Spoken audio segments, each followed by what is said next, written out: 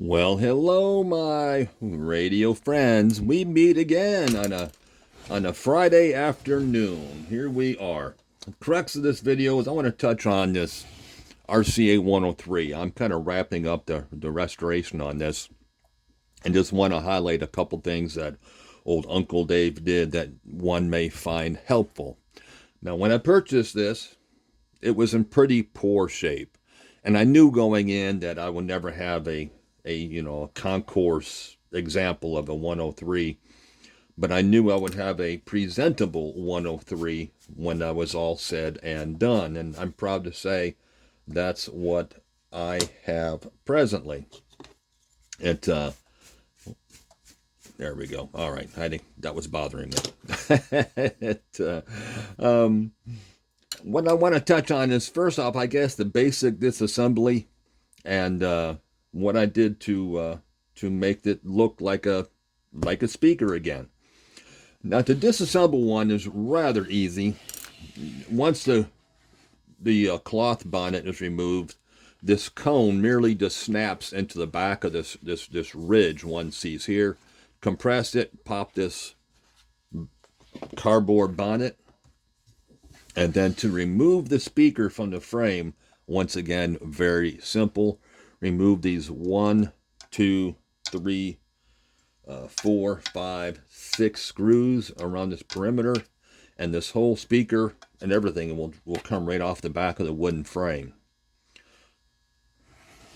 To remove the grill cloth, very simple once again. All we need to do is remove these 1, 2, 3, 4, 5, 6, 7, 8 screws one sees here around the perimeter on the front, and the speaker cloth and this mounting board will drop out the back. And at that point, you're left with just this, what I call wood frame, but it's truly not. It's a resin. It's a plastic kind of a resin compound. And when I got mine, it was in pretty poor shape, filthy, dirty, scratched, and just looked like all heck.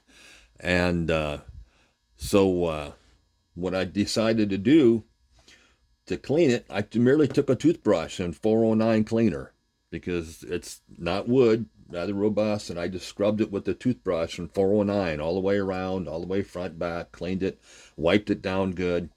Once it was clean and dry, I took quadruple aught steel wool and I started just cleaning, scrubbing, blending all the areas where the blemishes were and going all the way around it. Now, as you rub this with the steel wool, you're going to find yourself rubbing through the finish that's there. So don't get overly aggressive. Just kind of rub it to where you could blend and kind of smooth out the original finish that's there. And don't worry if it gets lighter than you like. Just kind of work it all the way around and clean up all those areas. And because what we're going to do next is going to apply the finish to it.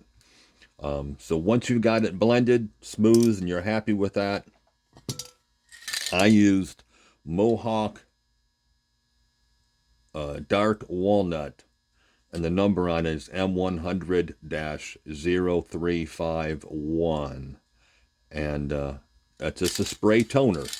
And very lightly, it doesn't take much, just a light, brisk spray around the frame, and it smooths and blends and darkens this whole framework, and it makes it look, I think, presentable. I mean, it's on a 1 to 10, I give the speaker a good solid 8, 8.5.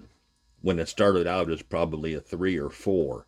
So, and then once you spray the toner on it, and it dries rather quickly, in a matter of minutes. I used clear lacquer.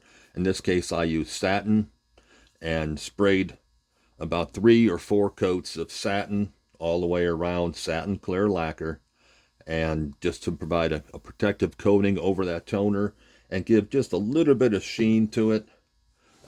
These were not originally real glossy, and I can say that because I'm pretty fortunate. I came across a few years ago a pristine original example of one of these, so comparatively I think I've got a good example to draw from. And satin. I wouldn't go any glossier than satin. And then as far as the grill cloth goes, once again, this did have a little blemish up here, and quite commonly, there's not, these always have some sort of a problem with them, but this one was in pretty decent shape. Not a whole lot you could do with the grill cloth. I just took this brush, as you once saw earlier, and I dusted over it and cleaned it and dusted off and kind of went over it real good front and back. And then at that point, once I thought it was as clean and presentable as I was going to make it, I once again shot this whole framework and grill cloth with this lacquer as well. It added some rigidity to the cloth and made it, I feel, a little more robust. Plus, this area here where it was frayed, I sprayed a little bit heavier right there and used the lacquer to kind of hold this frayed area down and give it some strength in that weakened area. And then I merely just reassembled. That's essentially it in a nutshell. Pretty easy. I mean, really, really easy, actually. I started on this last evening, and here it is pretty much Friday morning, and I'm already complete, with the exception of the bonnet and back. And I'm just not a seamstress, so we may cross that bridge another day.